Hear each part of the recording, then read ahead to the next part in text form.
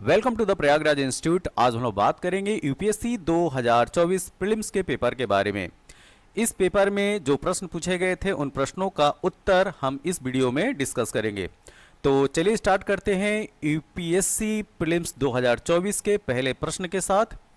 जो पहला प्रश्न पूछा गया था कि किसी अर्थव्यवस्था में, ध्यान दीजिएगा, किसी अर्थव्यवस्था में कुल प्रजनन दर को किस रूप से परिभाषित किया जाता है। तो यहाँ पे सही उत्तर है ऑप्शन डी। तो देखिए, जो टोटल फर्टिलिटी रेट होती है वह क्या होती है, एक महिला की गर्भधारण आयु मतलब कि चाइल्ड बियरिंग एज के अंत तक उनसे जन्मे जीवित बच्चों की औसत संख्या, यह कहलाती है उसकी कुल प्रजनन दर। तो पहले प्रश्न का सही उत्तर है ऑप्शन डी। दूसरा प्रश्न क्या था? दूसरा प्रश्न ये था कि निम्नलिखित कथनों पर विचार कीजिए। पहला स्टेटमेंट ये था कि भारत में गैर बैंकिंग वित्तीय कंपनियां भारतीय रिजर्व बैंक की चल निधि समायोजन सुविधा विंडो का लाभ उठा सकती हैं। तो आपको बताने हैं क्या यह स्टेटमेंट सही है। तो यह स्टेटमेंट जो है वो गलत है। जो नॉन बैंकिंग फाइनेंस कंपनियां हैं, जो एनबीएफसी हैं, वह रिजर्व बैंक की जो चल निधि समायोजन सुविधा विंडो का लाभ नहीं उठा सकती। तो ये हो गया स्टेटमेंट गलत। दूसरा, भारत में विदेशी संस्थागत निवेशक सरकारी प्रतिभूति मतलब कि गवर्नमेंट सिक्योरिटीज के धारक बन सकते हैं। जी हाँ, बन सकते हैं, ये स्टेटमेंट सही है। भारत में शेयर बाजार, स्टॉक एक्सचेंज ऋणों के लिए पृथक व्यापारिक मंच मतलब कि ट्रेडिंग प्लेटफॉर्म प्रदान कर सकते हैं, ये भी स्टेटमेंट सही है। तो यहाँ पे जो सही उत्तर होगा 2 और 3, तो केवल 2 और 3 सही है। तो सही उत्तर क्या हो जाएगा? Option number D. तो दूसरे प्रश्न का सही उत्तर है ऑप्शन डी। अब चलते हैं अगले प्रश्न की तरफ।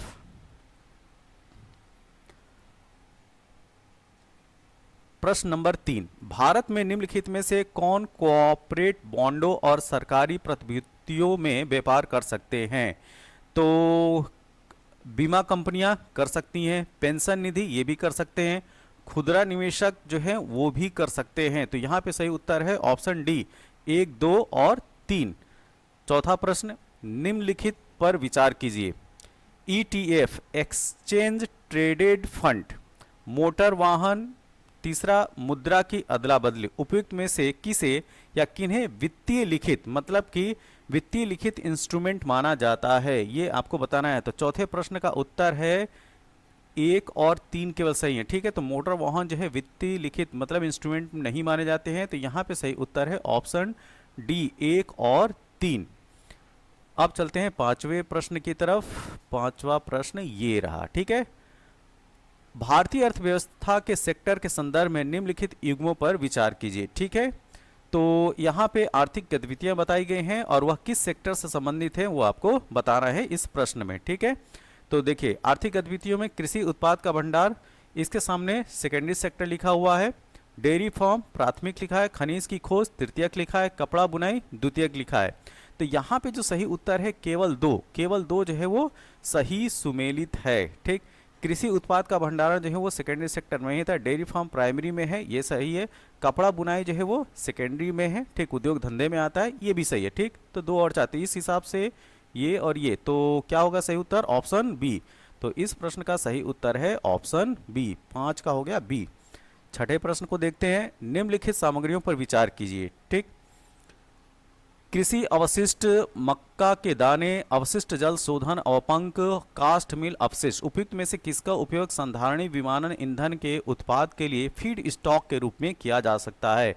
तो ये जो 4 जो दिए गए हैं ऑप्शंस, उसमें से जो है किसको आप फीड स्टॉक के रूप में उपयोग कर सकते हैं, ये पूछा जा रहा है। तो 6 का जो सही उत्तर है, इसमें चारों के चारों का उपयोग जो है वो फीड स्टॉक के रूप में किया जा सकता है। तो सही उत्तर क्या हो जाएगा? ऑप्शन नंबर सी, 1, 2, 3 और 4, इन सब का जो है संधारणी विमानन ईंधन के उत्पाद के लिए एज ए फीड स्टॉक हम उपयोग कर सकते हैं। तो क्वेश्चन नंबर 6 का सही उत्तर ऑप्शन सी। 7वां प्रश्न क्या है? भारतीय अर्थव्यवस्था में, ध्यान दीजिएगा, इस प्रश्न में भारतीय अर्थव्यवस्था के संदर्भ से पूछा जा रहा है। तो भारतीय अर्थव्यवस्था में भौतिक पूंजी के संदर्भ में निम्नलिखित युग्मों पर विचार कीजिए। इधर जो है वस्तु है और इधर जो है उसकी श्रेणी बताई गई। किसान का हल कार्यशील पूंजी, कंप्यूटर स्थिर पूंजी, बुनकर द्वारा प्रयोग किया जाने वाला सूत स्थिर पूंजी, पेट्रोल कार्यशील पूंजी। तो आपको बताना है कि इसमें कितने युग जो है वो सही सुमेलित हैं। तो सातवें प्रश्न का सही उत्तर है केवल 3। इस प्रश्न का सही उत्तर है केवल 3, ऑप्शन नंबर सी। अब चलते हैं आठवें प्रश्न की तरफ। निम्नलिखित में से कौन सा शब्द वाक्यांश का उपयोग 3D आभासी वर्चुअल दुनिया के एक इंटरऑपरेबल नेटवर्क जिसे ऐसे लाखों प्रयोक्ताओं द्वारा एक साथ एक्सेस किया जा सकता है जो आभासी वर्चुअल वस्तुओं पर संपत्ति के अधिकारों का प्रयोग कर सकते हैं, का द्योतित करने के लिए सर्वाधिक उपयुक्त रूप से क्या है? ये देखिए इस समय जो हाईलाइट है मेटावर्स, ये कॉन्सेप्ट जो है वो मेटावर्स के लिए जो है वो जस्टिफाई करता है। तो ये जो स्टेटमेंट जो दिया गया है वो मेटावर्स के लिए दिया गया है। तो आठवें प्रश्न का सही उत्तर क्या हो जाएगा? Option C. अगला प्रश्न 9th नंबर क्वेश्चन पे चलते हैं। 9th नंबर क्वेश्चन ये पूछा गया था आपसे कि विदेशी बैंकों के साथ व्यवहार करते समय भारतीय रिजर्व बैंक द्वारा अधिरोपित नियम या नियमों के संदर्भ में निम्नलिखित कथनों पर विचार कीजिए। पहला स्टेटमेंट कि भारत में पूर्ण स्वामित्व वाले सहायक बैंकों के लिए कोई न्यूनतम पूंजी की आवश्यकता नहीं है। भारत में पूर्ण स्वामित्व वाले सहायक बैंकों के लिए बोर्ड सदस्यों के कम से कम 50% भारतीय नागरिक होने चाहिए। तो आपको बताना है कौन सा स्टेटमेंट सही है। तो देखिए जो पहला स्टेटमेंट है वह तो गलत है, ठीक है, पहला स्टेटमेंट गलत है, दूसरा स्टेटमेंट सही है। तो इस प्रकार हमारा सही उत्तर है ऑप्शन बी। अब चलते हैं 10वें प्रश्न की तरफ। भारत में निगमित सामाजिक उत्तरदायित्व मतलब यहाँ पे कॉर्पोरेट सोशल रिस्पॉन्सिबिलिटी के नियमों के संदर्भ में यह क्वेश्चन बनाया गया है। पहला स्टेटमेंट क्या है? CSR नियम विनिर्दिष्ट करते हैं कि सीधे कंपनी अथवा इसके कर्मचारियों को लाभ पहुंचाने वाले व्यय को CSR कार्यकलापों के रूप में नहीं माना जाएगा। दूसरा स्टेटमेंट क्या है? CSR कार्यकलापों पर होने वाले न्यूनतम व्यय को निर्दिष्ट नहीं करते हैं। तो 10वें प्रश्न का जो सही उत्तर है केवल ऑप्शन जो पहला है वो सही है। तो इस तरीके सही उत्तर हो जाएगा ऑप्शन ए। अब चलते हैं 11वें प्रश्न की तरफ। विकिरण समस्थानिक ताप वैद्युत जनरेटरों जो RTG हैं, ठीक, के संदर्भ में निम्नलिखित कथनों पर विचार कीजिए। RTG लघु विखंडन रिएक्टर है, क्या यह स्टेटमेंट सही है? तो देखिए जो 11th नंबर का ये जो पहला स्टेटमेंट है ये स्टेटमेंट जो है वो गलत है, ठीक है। RTG का प्रयोग अंतरिक्षयानों के ऑन बोर्ड प्रणालियों को विद्युत आपूर्ति करने के लिए होता है, यह स्टेटमेंट सही है। RTG में प्लूटोनियम 238 का उपयोग किया जा सकता है जो शस्त्र विकास का एक उप उत्पाद है, ठीक है। तो क्या स्टेटमेंट सही है? तो तीसरा स्टेटमेंट भी सही है। तो यहाँ पे सही उत्तर होगा ऑप्शन बी, 2 और 3। 12 नंबर का प्रश्न क्या है? निम्नलिखित कथनों पर विचार कीजिए। स्टेटमेंट फर्स्ट क्या है? बृहद तारे वामन तारों की तुलना में अधिक समय तक अस्तित्व में बने रहते हैं। 12वां नंबर देखिए, क्या पहला स्टेटमेंट सही है? पहला स्टेटमेंट साफ कह रहा है कि गलत है। बृहद तारे वामन तारों की तुलना में अधिक समय तक अस्तित्व में बने रहते हैं, ये स्टेटमेंट सही नहीं है, ठीक। वामन तारों की तुलना में बृहद तारों में नाभिकीय अभिक्रिया की उच्चतर दर होती है, यह स्टेटमेंट सही है। तो ऑप्शन नंबर 12 का डी सही है, ठीक। कथन 1 सही नहीं है किंतु कथन 2 सही है। 13 नंबर का प्रश्न देखते हैं। 13 नंबर का प्रश्न, हाँ, निम्नलिखित में से कौन सा मानव शरीर में संश्लेषित होता है जो रक्त वाहिकाओं को विस्फारित करता है, ठीक है, मतलब ब्लड वेसल्स को एक्सपेंड करता है और रक्त प्रवाह को बढ़ाता है। तो यह है नाइट्रिक ऑक्साइड। क्या? Nitric oxide. ऑप्शन ए इसका सही उत्तर है। निम्नलिखित गतिविधियों पर विचार कीजिए। विमान पत्तनों अथवा विमानों में यात्रियों के पास मौजूद स्वापक पदार्थों नारकोटिक्स की पहचान, वर्षण के मॉनिटरन, पशुओं का प्रवास पर नजर रखना, ट्रैकिंग करना। उपयुक्त में से कितनी गतिविधियों में रेडारों का उपयोग किया जा सकता है? तो 14 नंबर प्रश्न का सही उत्तर है केवल 2, ठीक है। तो केवल 2, तो 2 और 3, मतलब कि 2 और 3 को हम ट्रैक कर सकते हैं, ठीक। नारकोटिक सब्सटेंस है कि नहीं है, ठीक, इसका पहचान जो है वो रेडारों के माध्यम से आप नहीं कर सकते हैं। तो 14 नंबर प्रश्न का सही उत्तर हो गया ऑप्शन बी। 15 नंबर देखते हैं। निम्नलिखित विमानों पर विचार कीजिए। राफेल, MiG-29, तेजस Mk-1 उपयुक्त में से कितने 5वीं पीढ़ी के 5th जनरेशन के लड़ाकू विमान माने जाते हैं? तो इसमें से कोई भी जो है वो 5th जनरेशन का लड़ाकू विमान नहीं है। तो यहाँ पे सही उत्तर क्या हो जाएगा? Option D. अब चलते हैं 16 नंबर पे। निम्नलिखित में से किनमें हाइड्रोजेलों का उपयोग होता है? यहाँ पे पूछा जा रहा है हाइड्रोजेलों का उपयोग जो है इनमें से किन में होता है, ठीक है। रोगियों में नियंत्रित औषधि डिलीवरी, ये भी सही है। चल वातानुकूलन प्रणाली, ये भी सही है। औद्योगिक स्नेहों का विरचन, ये भी सही है। तो यहाँ पे सही उत्तर है ऑप्शन डी, ठीक है, ऑप्शन डी। 1, 2 और 3, इन तीनों में जो है हाइड्रोजेलों का उपयोग किया जाता है। तो 16 का सही उत्तर ऑप्शन डी। निम्नलिखित में से कौन सा हाइड्रोजन द्वारा चालित फ्यूल सेल इलेक्ट्रिक वाहनों से निकलने वाला निर्वातक नली उत्सर्जन है? 17 नंबर प्रश्न का सही उत्तर है ऑप्शन डी, वाटर वेपर, ठीक है। वाटर वेपर जो है वो हाइड्रोजन चलित फ्यूल सेल इलेक्ट्रिक वाहनों से निकलने वाला निर्वातक नली उत्सर्जन है, ठीक है। जैसा कि हम जानते हैं कि जब हाइड्रोजन को आप एज ए फ्यूल इस्तेमाल करेंगे, ठीक है, तो उसका जो बाई प्रोडक्ट निकलेगा वो क्या निकलेगा? वो निकलेगा H2O। तो H2O मतलब जल वाष्प। हाल ही में पम्प्ड स्टोरेज हाइड्रो पावर शब्द का वास्तव में और समुचित रूप से निम्नलिखित में से किसके संदर्भ में चर्चा की गई थी? तो 18 नंबर प्रश्न का सही उत्तर है ऑप्शन सी, दीर्घावधि ऊर्जा भंडारण के लिए। मेम्ब्रेन बायोरिएक्टर की चर्चा प्रायः किस संदर्भ में की जाती है? 19 नंबर प्रश्न का सही उत्तर है अपशिष्ट जल शोधन प्रौद्योगिकी में, ठीक है। तो इसका जो है वह यूज किया जाता है वाटर प्यूरिफिकेशन में। तो मेम्ब्रेन बायोरिएक्टरों की चर्चा किसके संदर्भ में है? तो अपशिष्ट जल शोधन प्रौद्योगिकियों का। ऑप्शन नंबर डी इस प्रश्न का सही उत्तर है। 20वां नंबर क्या है? 20वें नंबर का प्रश्न है भारतीय अर्थव्यवस्था के संदर्भ में संपार्श्विकीकृत उधार लेने देने संबंधी दायित्व निम्नलिखित में से किसके लिखित इंस्ट्रूमेंट है, ठीक है। तो ये देखिए 20वें नंबर के प्रश्न की तरह जो है एक और प्रश्न पूछा गया था पिछले प्रश्नों में, आपने देखा होगा। फिर जो है वो इंस्ट्रूमेंट से संबंधित प्रश्न है। तो 20वें नंबर का सही उत्तर है ऑप्शन सी, मुद्रा बाजार, ठीक है, मुद्रा बाजार। मतलब कि ये जो टर्म है वो मनी मार्केट से संबंधित है। तो ऑप्शन सी जो है इसका सही उत्तर है। 21 नंबर प्रश्न को देखते हैं। निम्नलिखित विमानपत्तनों पर विचार कीजिए। डोनी पोलो विमानपत्तन, कुशीनगर अंतर्राष्ट्रीय विमानपत्तन, विजयवाड़ा अंतर्राष्ट्रीय विमानपत्तन। हाल ही में उपयुक्त में से किनका निर्माण ग्रीनफील्ड परियोजना के रूप में किया गया है? ठीक है, तो 21 नंबर प्रश्न का सही उत्तर है 1 और 2। तो डोनी पोलो विमानपत्तन का और कुशीनगर अंतर्राष्ट्रीय विमानपत्तन का उपयोग जो है वो ग्रीनफील्ड प्रोजेक्ट के रूप में किया गया है। तो यहाँ पे सही उत्तर हो गया ऑप्शन ए। जल वाष्प के संदर्भ में निम्नलिखित में से कौन सा कथन सही है? ठीक है, यह एक गैस है जिसकी मात्रा ऊंचाई के साथ घटती है। तो क्या स्टेटमेंट यह सही है? 22 नंबर, बहुत ही आसान सा प्रश्न है ये। जी हाँ, ऊंचाई के साथ इसकी मात्रा घटती है, पहला स्टेटमेंट सही है। ध्रुवों पर इसका प्रतिशत अधिकतम, जी नहीं, ये गलत हो गया। ध्रुवों पर इसका प्रतिशत क्या होगा? न्यूनतम होगा। तो यहाँ पे जो सही उत्तर हो जाएगा ऑप्शन ए।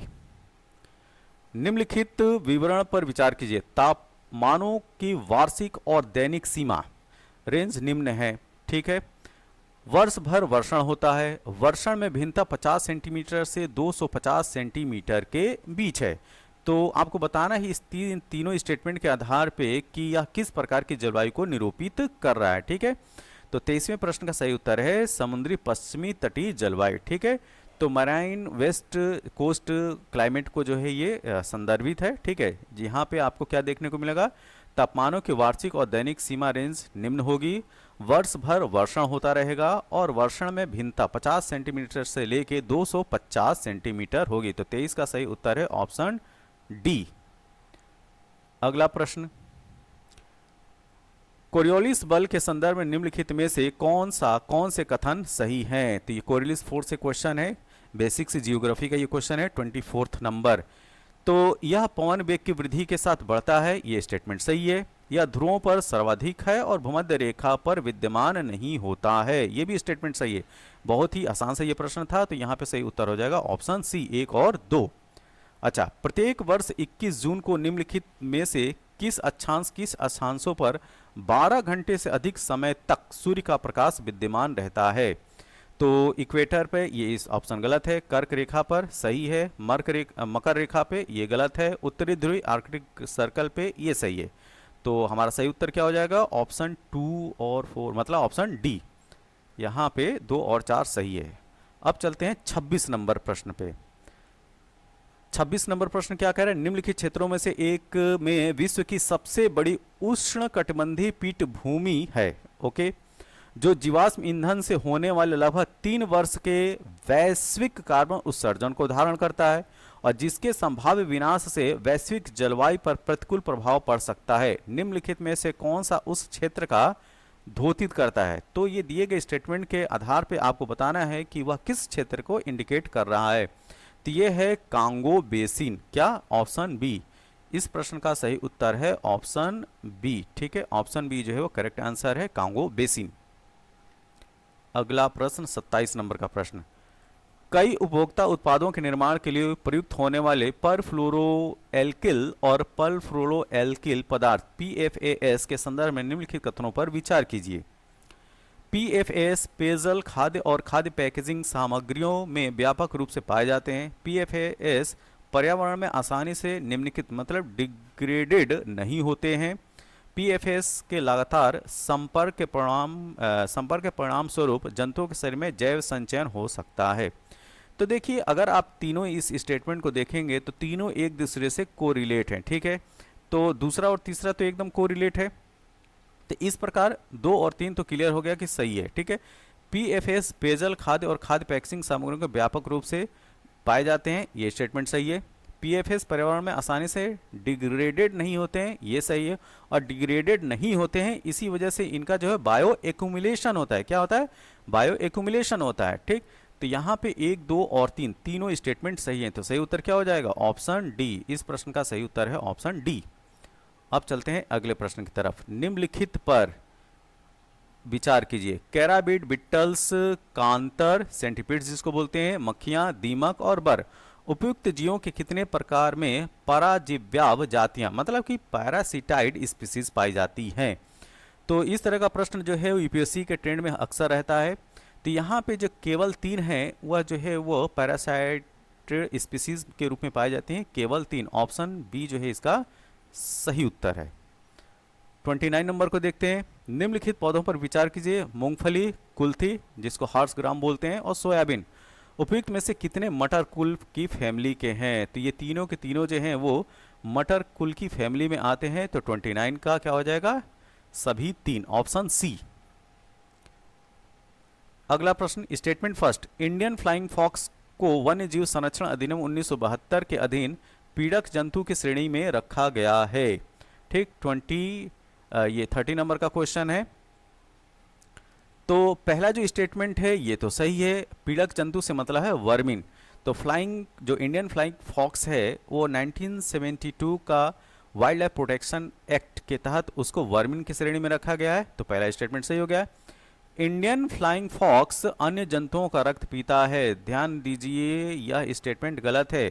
जो इंडियन फ्लाइंग फॉक्स है जिसको चमगादड़ बोला जाता है, तो इंडियन फ्लाइंग फॉक्स जो हमारे यहाँ जो चमगादड़ पाए जाते हैं वो जंतुओं के रक्त नहीं पीते हैं, वो फ्रूट ईटर होते हैं। ठीक है, तो दूसरा स्टेटमेंट जब गलत हो गया तो सही उत्तर हमारा क्या होगा? Option C. ठीक, ऑप्शन सी। कथन 1 सही है किंतु 2 सही नहीं है, तो इसका सही उत्तर हो गया ऑप्शन सी। अब चलते हैं 31 पे। निम्नलिखित कथनों पर विचार कीजिए। कथन 1 क्या है? पार्थिव विकिरण की तुलना में आगामी इनकमिंग सौर विकिरण से वायुमंडल अधिक गर्म हो जाता है। क्या यह स्टेटमेंट सही है? जी नहीं, ये स्टेटमेंट गलत है। वायुमंडल में कार्बन डाइऑक्साइड और अन्य ग्रीन हाउस गैस दीर्घ तरंग विकिरण के अच्छे अवशोषक हैं। जी हाँ, ये स्टेटमेंट सही है।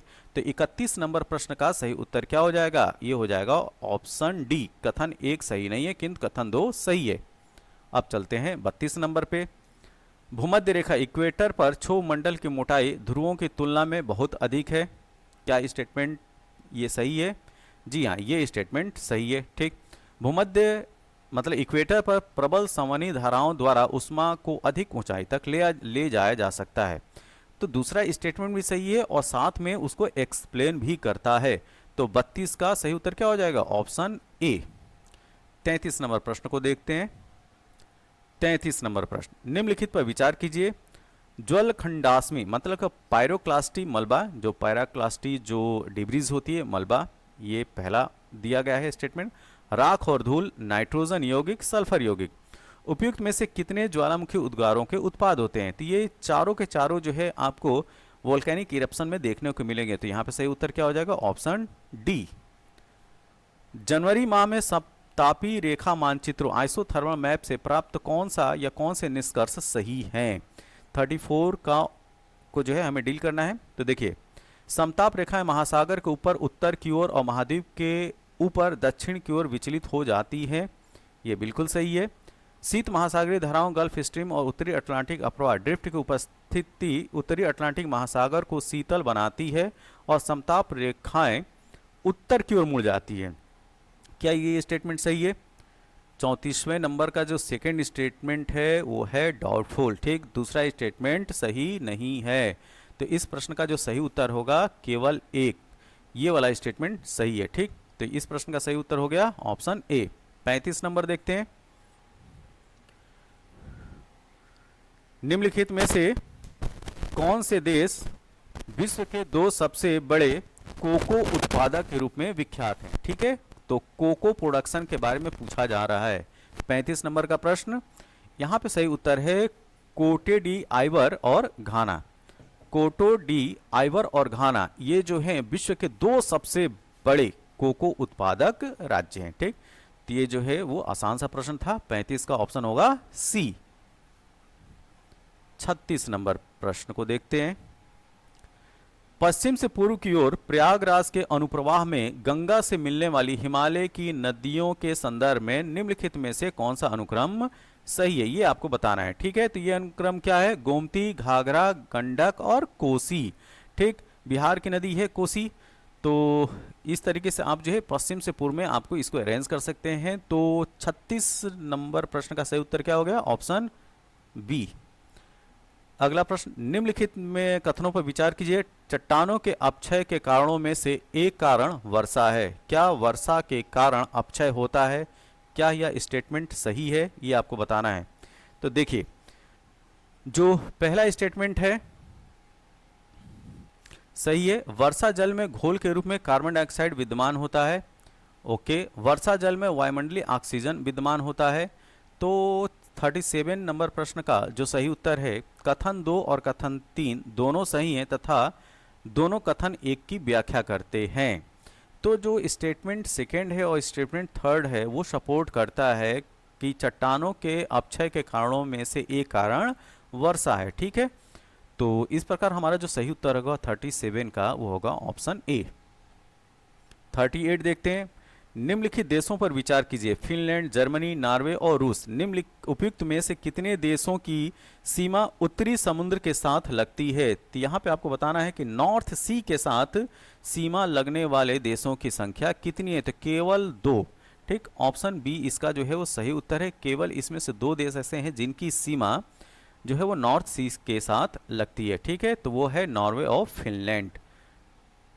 अब चलते हैं अगले प्रश्न की तरफ। 39 नंबर, निम्नलिखित सूचना पर विचार कीजिए। एक तरफ जो है जलप्रपात दिया हुआ है, क्षेत्र दिया हुआ है, नदी दिया हुआ है। धुआंधार मालवा क्षेत्र में नर्मदा नदी पे, ये सही है। होंडू छोटा नागपुर स्वर्णरेखा पे, ये भी सही है। गौरसेप्पा जो गेरसोप्पा या जोग वाटरफॉल, ठीक है, गेरसोप्पा बोलिए या जोग वाटरफॉल बोलिए, ये जो है वो कर्नाटक में है। नेत्रवती पे नहीं, ये शेरावती रिवर पे है। तो ये जो है मिसमैच है। तो उपयुक्त सूचना में कितनी पंक्तियां सही सुमेलित दिखाई पड़ रही हैं आपको? तो पहला और दूसरा, तो केवल 2। ऑप्शन बी इसका सही उत्तर है, 39 का बी। 40 नंबर पे चलते हैं। एक तरफ क्षेत्र दिया हुआ है, दूसरी तरफ पर्वत श्रृंखला का नाम और तीसरी तरफ पर्वत का प्रकार, ठीक है। तो मध्य एशिया वासजेस वलित पर्वत, यूरोप आल्प्स ब्लॉक पर्वत, उत्तर अमेरिका अल्पेशियन वलित पर्वत, दक्षिण अमेरिका एंडीज वलित पर्वत।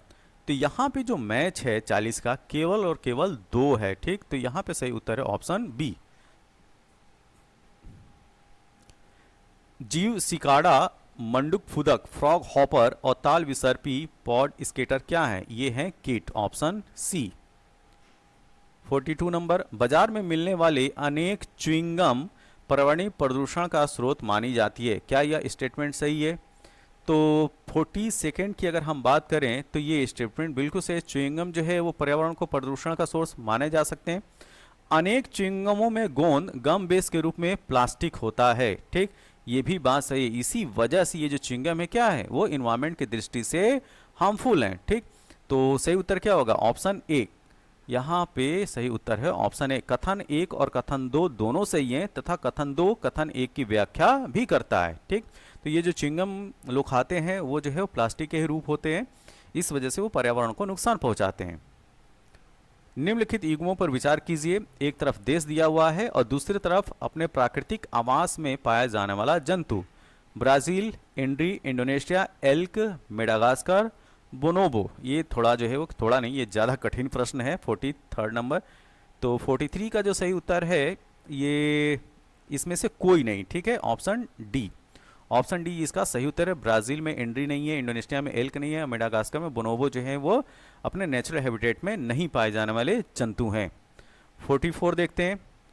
विश्व शौचालय संगठन, वर्ल्ड टॉयलेट ऑर्गेनाइजेशन, तो WTO का मतलब वर्ल्ड ट्रेड ऑर्गेनाइजेशन ही नहीं होता है, वर्ल्ड टॉयलेट ऑर्गेनाइजेशन भी होता है। ठीक, तो इसके संदर्भ में आपको बताना है, यह संयुक्त राष्ट्र की एजेंसियों में से एक है। वैश्विक स्वच्छता संगठन के समाधान और कार्रवाई हेतु प्रेरित करने के लिए वैश्विक शौचालय शिखर सम्मेलन, विश्व शौचालय दिवस और विश्व शौचालय कॉलेज इस संगठन की पहल है।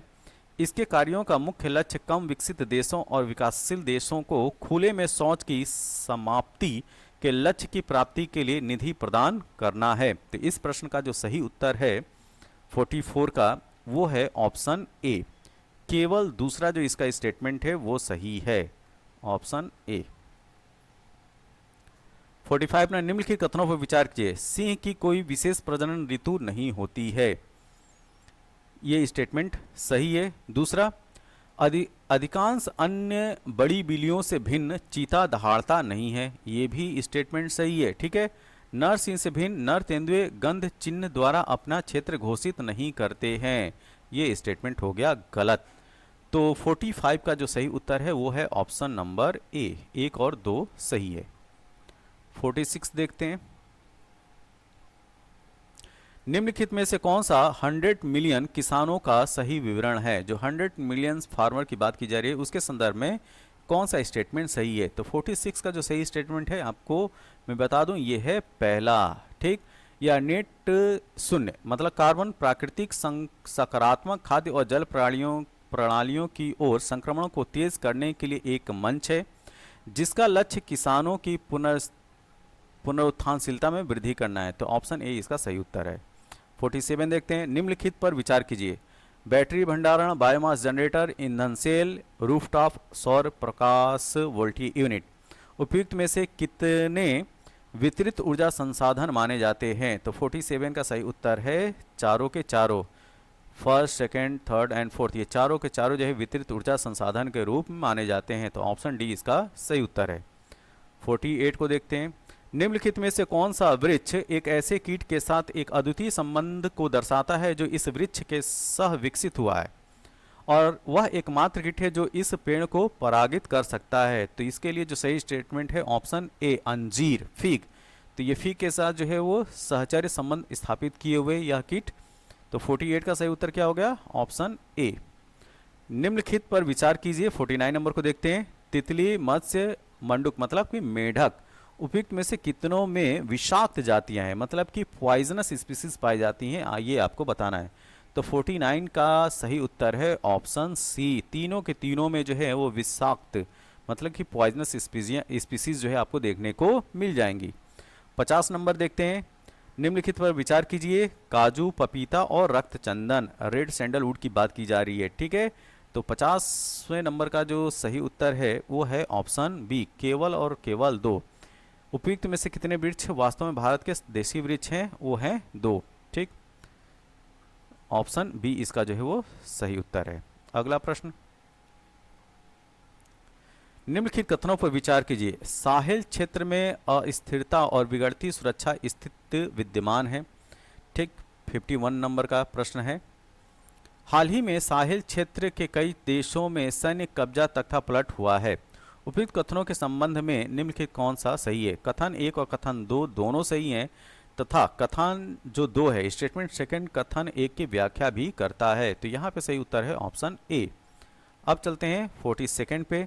निम्नलिखित कथनों पर विचार कीजिए। कथन 1 है, भारत संयुक्त राज्य अमेरिका में सेब आयात नहीं करता है। यह स्टेटमेंट सही है कि गलत है? ये स्टेटमेंट है सही। भारत में विधि के अनुसार सक्षम प्राधिकारी के अनुमोदन के बिना आनुवांशिक रूप से रूपांतरित खाद्य के आयात पर प्रतिषेध है। ठीक है, तो जो 52 नंबर का जो सही उत्तर है, देखिए भारत संयुक्त राज्य अमेरिका सेब आयात नहीं करता है, ये स्टेटमेंट जो है गलत है। तो 47 का सही उत्तर है ऑप्शन डी। कथन 1 सही नहीं किंतु कथन 2 सही है, ये वाला स्टेटमेंट सही है, तो यहाँ पे सही उत्तर है ऑप्शन डी। 53 लोकसभा के अध्यक्ष के संदर्भ में निम्नलिखित कथनों पर विचार कीजिए। जब लोकसभा के अध्यक्ष को हटाने का कोई संकल्प विचाराधीन है तब। ठीक, 53 नंबर, वह पीठासीन नहीं होगा या होगी, यह स्टेटमेंट सही है। उसे बोलने का अधिकार नहीं होगा, यह स्टेटमेंट गलत है। वह संकल्प प्रथमतः मत देने का की हकदार नहीं होगा, यह भी स्टेटमेंट गलत है। तो इस तरीके सही उत्तर क्या हो गया ऑप्शन ए। 54 भारतीय संसद के संदर्भ में निम्नलिखित कथनों पर विचार कीजिए। लोकसभा में लंबित कोई विधेयक उसके विघटन हो जाने पर व्यापगत हो जाता है, मतलब कोलैप्स हो जाता है, क्या ये स्टेटमेंट सही है? जी हाँ, ये सही है। लोकसभा द्वारा पारित और राज्यसभा में लंबित कोई विधेयक लोकसभा के विघटन हो जाने पर व्यापगत हो जाता है, ये भी स्टेटमेंट सही है। कोई विधेयक जिसके संबंध में भारत के राष्ट्रपति ने सदनों के संयुक्त बैठक आहूत करने के अपने आशय की सूचना दे दी है, लोकसभा का विघटन हो जाने पर व्यापगत हो जाता है, यह स्टेटमेंट है गलत। तो यहाँ पे सही उत्तर क्या हो जाएगा? स्टेटमेंट 1 और 2 सही है, तो यहाँ पे सही उत्तर हो जाएगा ऑप्शन बी, 1 और 2 सही स्टेटमेंट है। आगे का प्रश्न 55 नंबर को देखते हैं। भारत के संसद के संदर्भ में निम्नलिखित कथनों पर विचार कीजिए।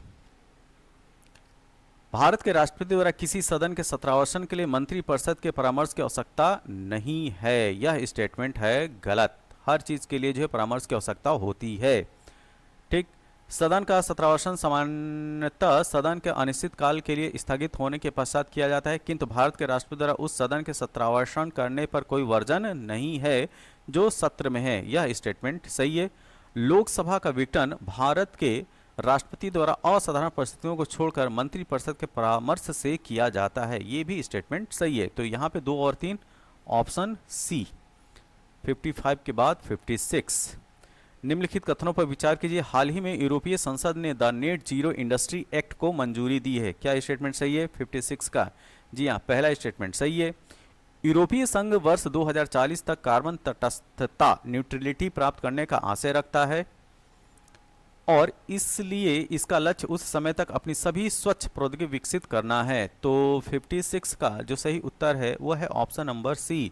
ये जो दूसरा स्टेटमेंट है वो है गलत, तो ऑप्शन सी इसका सही उत्तर है। कथन 1 सही है किंतु कथन 2 सही नहीं है। 57 की बात करते हैं। निम्नलिखित कथनों पर विचार कीजिए।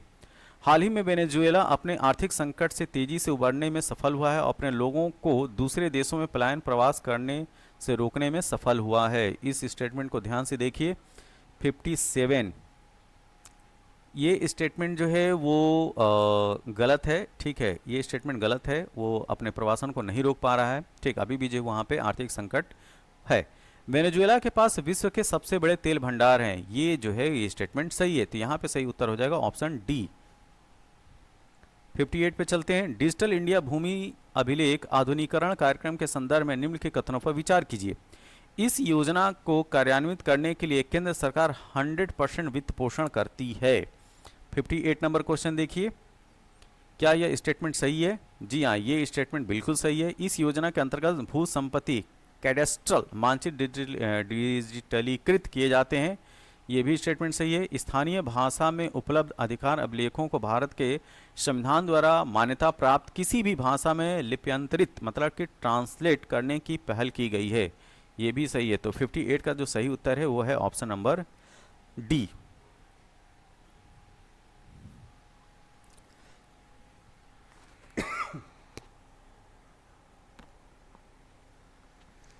अब देखेंगे 59 नंबर प्रश्न। 59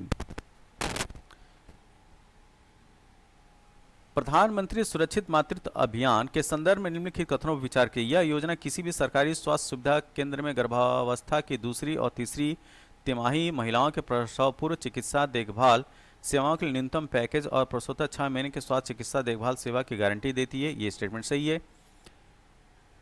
इस योजना के अंतर्गत कुछ विशिष्टताओं वाले निजी क्षेत्र के स्वास्थ्य देखभाल सेवा प्रदाता स्वेच्छा से नजदीक सरकारी स्वास्थ्य केंद्रों में सेवाएं प्रदान कर सकते हैं। ये स्टेटमेंट है गलत। ठीक है, तो यहाँ पे सही उत्तर होगा ऑप्शन ए। प्रधानमंत्री 60 नंबर का प्रश्न देखते हैं। प्रधानमंत्री श्रम योगी मानधन योजना के संदर्भ में निम्नलिखित कथनों पर विचार कीजिए। इस योजना के नामांकन के लिए प्रवेश आयु वर्ग 21 से 40 वर्ष, ये गलत है। ठीक। लाभार्थी द्वारा आय विशिष्ट अंशदान किया जाएगा। यह योजना के संदर्भ में इस योजना के अंतर्गत प्रत्येक ग्राहक को 60 वर्ष की आयु प्राप्त करने के बाद 3000 प्रति माह की न्यूनतम पेंशन प्राप्त होगी, ये भी स्टेटमेंट सही है। पारिवारिक पेंशन पति पत्नी और अविवाहित पुत्रियों पर लागू होगी, ये गलत है। तो यहाँ पे ऑप्शन हो गया ऑप्शन नंबर बी, 60 का होगा बी। 61 देखते हैं। नारी शक्ति वंदन अधिनियम के संदर्भ में निम्नलिखित कथनों पर विचार कीजिए। 61 यह उपबंध 18वीं लोकसभा से प्रभावी होंगे, ये स्टेटमेंट गलत है। अधिनियम बनने के बाद यह 15 वर्षों के लिए परिवर्तन रहेगा, ये सही है। इसमें अनुसूचित जातियों के लिए आरक्षित कोटे के भीतर अनुसूचित जातियों के महिलाओं के लिए स्थानों के आरक्षण के उपबंध है, ये भी सही है। तो ऑप्शन सी इसका सही उत्तर है। 62 अभ्यास मित्र शक्ति 2023 के संदर्भ में निम्नलिखित कौन सा कथन सही है? यह भारत और बांग्लादेश के मध्य संयुक्त सैन्य अभ्यास है, यह स्टेटमेंट गलत है। यह भारत और श्रीलंका के मध्य संयुक्त सैन्य अभ्यास था। तो 62 का में ये हो गया गलत। तो जब ये गलत हो गया तो आप ऑप्शन में देखिए, ऑप्शन में डायरेक्ट हो गया, आगे के जो है ये देखना ही है। तो ऑप्शन क्या हो गया? डी। ठीक। इसका प्रारंभ जो है औंध पुणे में हुआ था। आतंकवाद विरोधी अभियानों के दौरान संयुक्त प्रतिक्रिया इस अभियान का एक लक्ष्य था। भारतीय वायुसेना इस अभ्यास का एक हिस्सा थी। तो 2, 3, 4 ये स्टेटमेंट सही है। ऑप्शन डी इसका सही उत्तर है। 63 नंबर देखते हैं।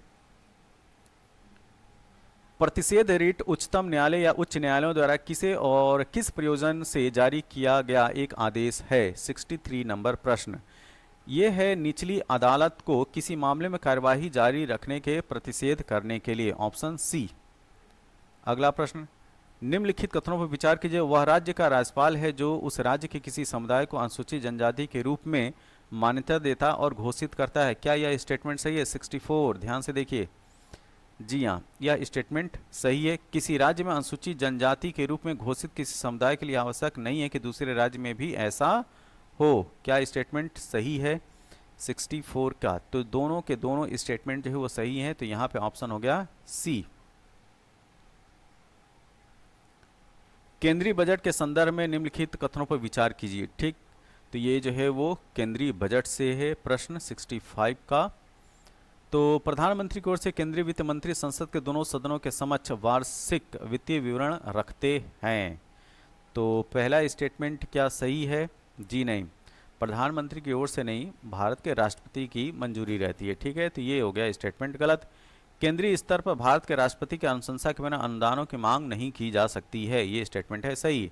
तो ऑप्शन बी इसका सही उत्तर है। 65 का बी। 66 निम्नलिखित में से कौन the Indian way why Bharat matters पुस्तकों के लेखक है? ये हैं सुब्रमण्यम जयशंकर। ऑप्शन डी ये इस प्रश्न का सही उत्तर है। 66 का डी। 67 देखते हैं। निम्नलिखित युग्मों पर विचार कीजिए। एक तरफ देश है और समाचार में रहने का कारण दिया हुआ है। तो 67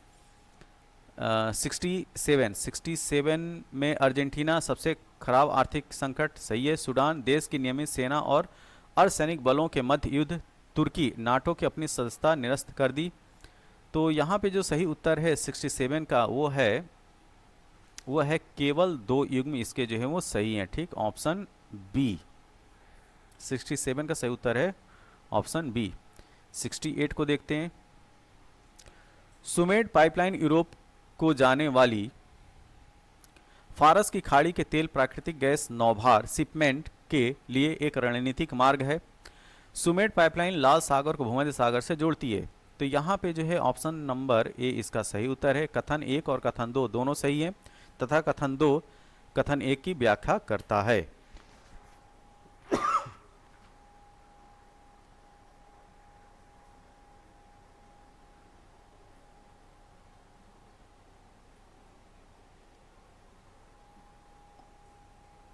अब चलते हैं 69 नंबर के प्रश्न पे। 69 नंबर का प्रश्न, लाल सागर में किसी भी रूप में बहुत कम वर्षण होता है, यह स्टेटमेंट सही है। लाल सागर में नदियों से जल का प्रवेश नहीं होता है, ये भी सही है। तो 69 का सही उत्तर होगा option number C.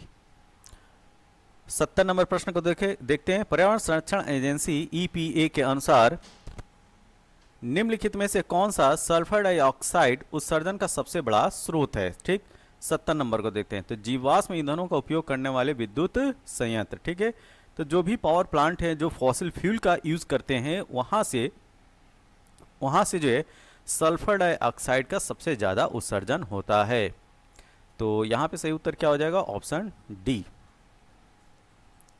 71, doctor Rajendra Prasad के कार्यभार संभालने से पहले संविधान सभा के अस्थायी सभापति कौन थे? ये बहुत ही आसान सा प्रश्न है। ऑप्शन डी, डॉक्टर सच्चिदानंद सिन्हा। 72 को देखते हैं। भारत सरकार अधिनियम 1935 के संदर्भ में निम्नलिखित कथनों पर विचार कीजिए। इसमें ब्रिटिश भारतीय प्रांतों और देसी रियासतों को मिलाकर एक अखिल भारतीय परिसंघ फेडरेशन की स्थापना का प्रावधान किया गया था। ये स्टेटमेंट बिल्कुल सही है। दूसरा, रक्षा और विदेश संबंधी मामलों को परिसंघीय विधान मंडलों के नियंत्रण के अधीन रखा गया। जी नहीं, ये स्टेटमेंट हो गया गलत। तो यहाँ पे सही उत्तर क्या हो जाएगा? ऑप्शन ए, केवल एक सही है।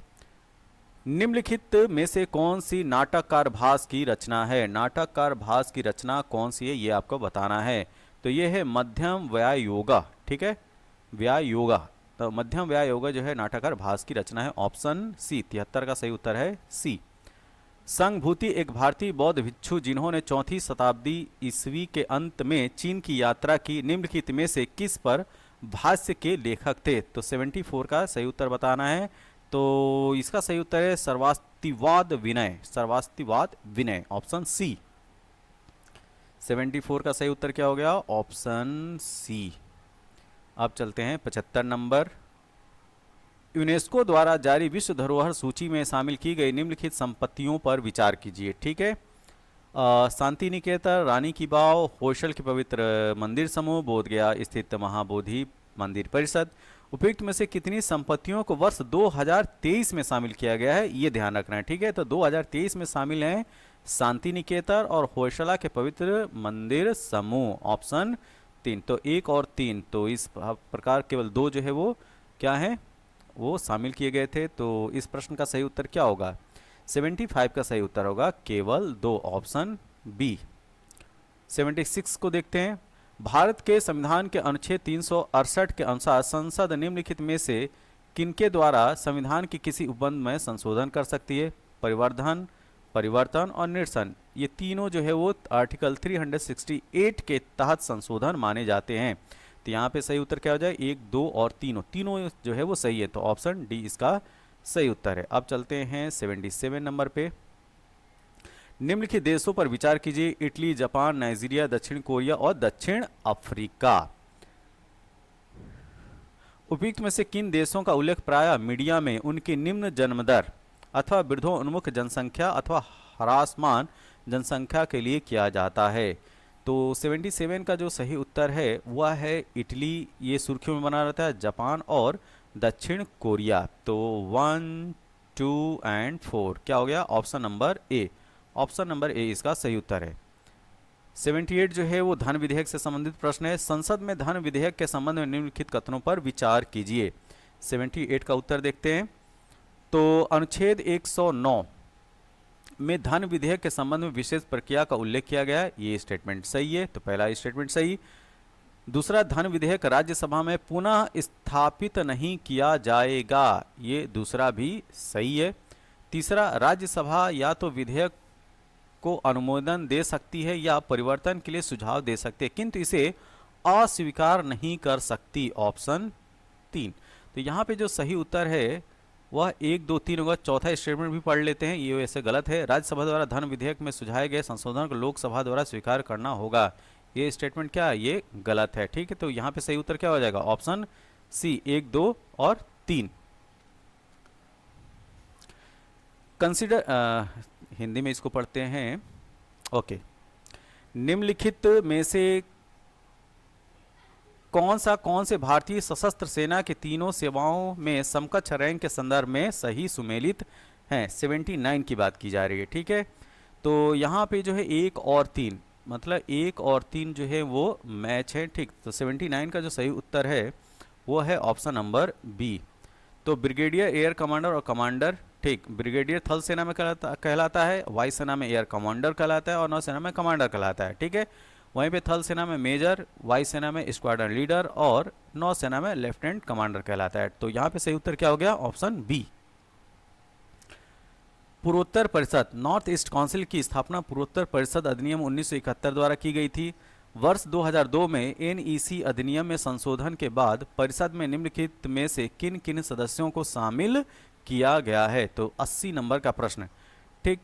तो संगठक राज्य का राज्यपाल, ये सही है। संगठक राज्य का मुख्यमंत्री, ये भी सही है। भारत के राष्ट्रपति द्वारा नाम निर्दिष्ट 3 सदस्य, ये भी सही है। तो यहाँ पे जो सही उत्तर होगा वो होगा 1, 2, 3, ये चौथा जो है वो शामिल नहीं होता है। तो 1, 2 एंड 3। तो 80 नंबर का सही उत्तर है ऑप्शन ए।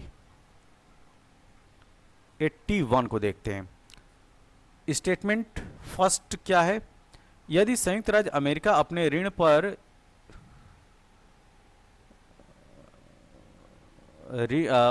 पर चूक करता है तो यूएस ट्रेजरी बांडों के धारण भुगतान प्राप्त करने के लिए अपने दावों का प्रयोग कर पाएंगे। यूएसए सरकार का ऋण कोई मूर्त हार्ड परिसंपत्तियों द्वारा समर्थित नहीं है, बल्कि केवल सरकार के विश्वास से समर्थित है। देखिए, पहला स्टेटमेंट सही है और दूसरा भी सही है। साथ में जो पहला स्टेटमेंट है उसका दूसरा जो है वो उसको सपोर्ट भी करता है, उसकी व्याख्या भी करता है। तो मतलब 81 का जो सही उत्तर होगा, कथन 1 और कथन 2 दोनों सही हैं तथा कथन 2 कथन 1 की व्याख्या भी करता है। तो ऑप्शन हो जाएगा ए।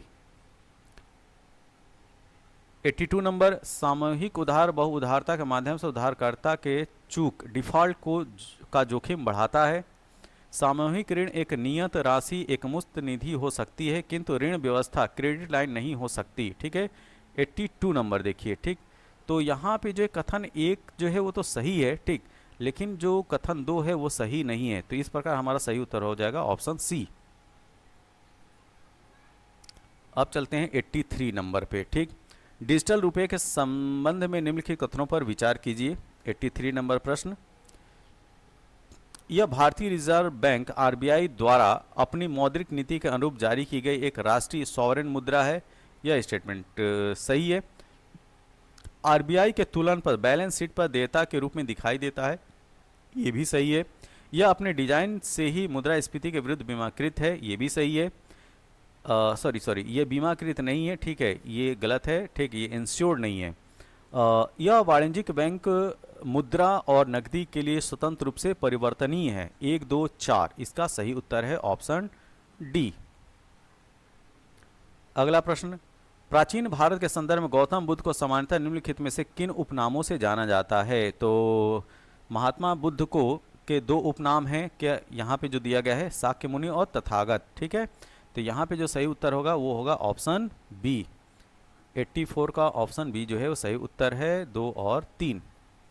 85 देखते हैं। निम्नलिखित सूचना पर विचार कीजिए। पुरातात्विक स्थल, राज्य और उनका विवरण दिया गया है। चंद्रकेतुगढ़ उड़ीसा, व्यापार बंदरगाह शहर। इनामगांव महाराष्ट्र, ताम्रपाषाण स्थल। मंगडू केरल, महापाषाण स्थल। सलिंगहुंडम आंध्र प्रदेश, शैलकृत गुफा मंदिर। यहाँ पे जो थोड़ा सा ध्यान देने वाली बात है, ठीक, 85 नंबर जो प्रश्न है, यहाँ पे 2 और 3 जो है वो मैच हैं, बाकी 1 और 4 जो है मिस मैच हैं। तो इस प्रकार हमारा जो सही उत्तर होगा वो होगा ऑप्शन नंबर बी, ठीक। तो इनाम गांव जो है महाराष्ट्र में, मंगडू जो है वो केरल में है और इनाम गांव जो है वो महाराष्ट्र में ताम्रपाषाण स्थल है, और जबकि मंगडू जो है केरल में महापाषाण स्थल है। मध्यकालीन भारत के निम्नलिखित शासकों में से किसने पुर्तगालियों को भटकल में एक किला बनाने की अनुमति दी थी? तो ये थे कृष्णदेव राय, ऑप्शन ए। 86 के बाद चलते हैं हम लोग 87 पे। कार्नावालिस द्वारा राजस्व संग्रहण के संदर्भ में निम्नलिखित कथनों पर विचार कीजिए। 87 की बात की जा रही है, ठीक है। राजस्व संग्रहण के रैयतवाड़ी बंदोबस्त के अधीन किसानों को फसल खराब होने या प्राकृतिक आपदाओं की स्थिति में राजस्व भुगतान से छूट दी गई थी। ये इतने लिबरल कैसे हो सकते हैं अंग्रेज, तो ये उन्होंने छूट ऐसी कोई बात नहीं की थी, तो ये स्टेटमेंट हो गया गलत। दूसरा, बंगाल स्थायी बंदोबस्त के अधीन यदि जमींदार नियत तिथि पर या उससे पहले पहले राज्य को राजस्व का भुगतान करने में विफल रहता तो उसे उसकी जमींदारी से हटा दिया जाता था। यह स्टेटमेंट सही है और इसी को बोला जाता है सनसेट लॉ। क्या? Sunset law. ठीक, तो दूसरा स्टेटमेंट जो है वो सही है, तो इसका सही उत्तर हो जाएगा ऑप्शन बी। 87 के बाद चलते हैं 88 पे। निम्नलिखित कथनों पर विचार कीजिए। उपनिषदों में कोई नीति कथा पैरबल नहीं है। ठीक है, तो 88 की बात की जा रही है। क्या स्टेटमेंट यह सही है? जी नहीं, उपनिषदों में कोई नीति कथा नहीं है, ये गलत है। उपनिषदों की रचना पुराणों से भी पहले हुई थी, ये सही है। ठीक है, तो ऑप्शन नंबर बी इसका जो है वो सही उत्तर होगा, केवल 2। तो 88 का सही उत्तर हो गया बी। 89 पे चलते हैं। निम्नलिखित कथनों पर विचार कीजिए। भारत इंटरनेशनल ग्रेन्स काउंसिल का सदस्य है। जी हाँ, यह है। चावल और गेहूं के निर्यात या आयात के लिए किसी देश को इंटरनेशनल ग्रेन्स काउंसिल का सदस्य होना आवश्यक है। ये स्टेटमेंट हो गया गलत, तो ऑप्शन नंबर ए इसका सही उत्तर है। 90 नंबर का प्रश्न। यूनेस्को की अमूर्त सांस्कृतिक विरासत की सूची में निम्नलिखित में से कौन सा नवीनतम समावेश था?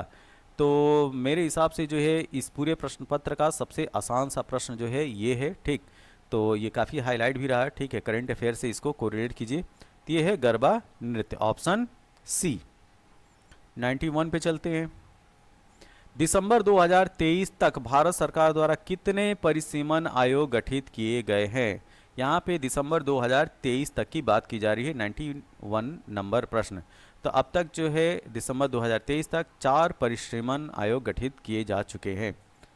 अगला प्रश्न भी आसान है। एक संविधान 71वें संशोधन अधिनियम 1992 के द्वारा निम्नलिखित में से किस भाषा को शामिल करने के लिए संविधान के 8वीं अनुसूची में संशोधन किया गया था? तो आपको बताना है कि 1992 जो 71st कॉन्स्टिट्यूशन अमेंडमेंट था, कौन कौन सी भाषा जो है शामिल की गई थी। ठीक, तो 92nd, तो यहाँ पे कोंकणी, मणिपुरी और नेपाली को शामिल किया गया था। जो मैथिली है, बोडो, ये जो है ये 2003 में शामिल की गई थी 92nd कॉन्स्टिट्यूशनल अमेंडमेंट के द्वारा। तो यहाँ पे सही उत्तर क्या हो जाएगा? 1, 2 और 3। ऑप्शन ए इसका सही उत्तर है। 93 नंबर देखते हैं।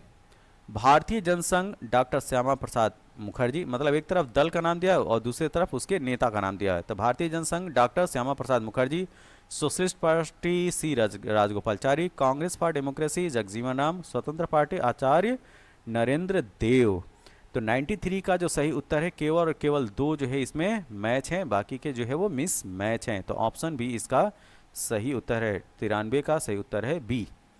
94, भारत के संविधान के संबंध में निम्नलिखित कथनों में से कौन से सही हैं, ये आपको बताना है। तो नगर पालिकाओं की शक्तियों का संविधान के भाग 9 का में दी गई हैं, ये बिल्कुल सही है। आपात उपबंध संविधान के भाग 18 में दिए गए, ये भी सही है। संविधान के संशोधन से संबंधित उपबंध संविधान के भाग 20 में दिए गए, ये भी सही है। तो 1, 2, 3 इसका सही उत्तर है ऑप्शन नंबर डी। ये भी आसान प्रश्नों में से एक है। 95, भारत के संविधान के अनुसार निम्नलिखित में से कौन सा कथन सही है? 95 की बात की जा रही है।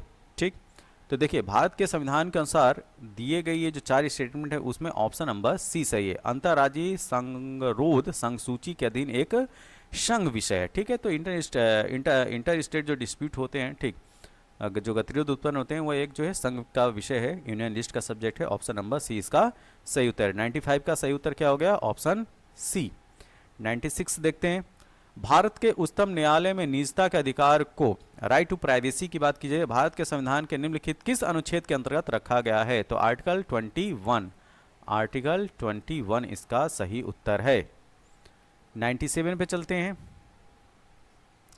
सैन्य कार्य विभाग के प्रमुख के रूप में चीफ ऑफ डिफेंस सीडीएस के कर्तव्य कौन से हैं? सीडीएस से ये प्रश्न आया है।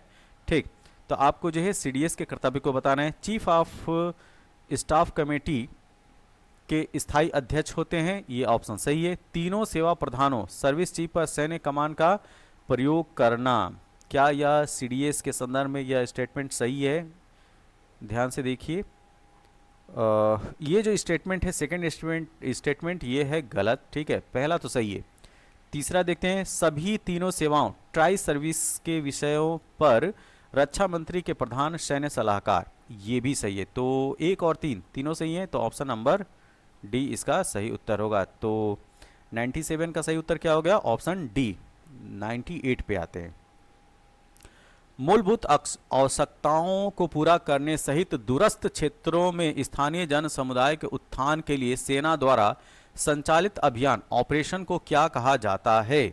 ठीक, तो यह कहलाता है ऑपरेशन सद्भावना। क्या ऑपरेशन सद्भावना कहलाता है? Option C. तो 98 का सही उत्तर हो गया सी। 99 को देखते हैं।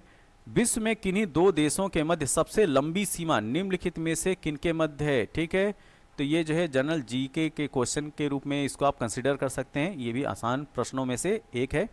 ठीक, तो यहाँ पे कनाडा और संयुक्त राज्य अमेरिका, ये जो है वो सही उत्तर होगा। इनके बीच जो सीमा रेखा है वो सबसे लंबी है। ठीक है, कनाडा और संयुक्त राज्य अमेरिका के बीच में। तो 99 का सही उत्तर क्या हो गया? Option A. 100 नंबर देखते हैं। लोकसभा में आचार समिति के संदर्भ में निम्नलिखित कथनों में से कौन सा सही है? प्रारंभ में यह एक तदर्थ समिति थी। Option A. प्रारंभ में एक एडॉक समिति थी, ये तो सही है। केवल कोई लोकसभा का सदस्य किसी लोकसभा सदस्य के अनैतिक आचरण से संबंधित शिकायत कर सकता है। ये जो स्टेटमेंट है ये जो है वो तो सही है। ठीक, यह समिति किसी ऐसे मामलों पर विचार नहीं कर सकती जो न्यायाधीन है, ये भी स्टेटमेंट सही है। तो यहाँ पे जो सही उत्तर है option number D. Option number D इसका सही उत्तर है। ठीक, तो ये जो डिस्कशन था वो पूरा डिस्कशन यूपीएससी 2024 प्रीलिम्स के जीएस पेपर का था। ठीक, आगे के वीडियो हम जो है सीसेट पेपर को डिस्कस करेंगे। ठीक, तो तब तक के लिए आप जो है इन प्रश्नों को देखिए ध्यान से। जहाँ पे त्रुटि हो आप कमेंट बॉक्स में ज़रूर बताएं और हम उसको संशोधन करने की उसकी कोशिश करेंगे। वैसे हमारी तरफ से यह जो आंसर की आपको बताई गई है वह जो है पूरा ध्यान में रखते हुए बताया गया है, वो काफ़ी चेक किया हुआ है। और मान सकते हैं अगर त्रुटि हुई होगी तो आप ज़रूर बताइए। ठीक, तब तक के लिए थैंक यू, धन्यवाद।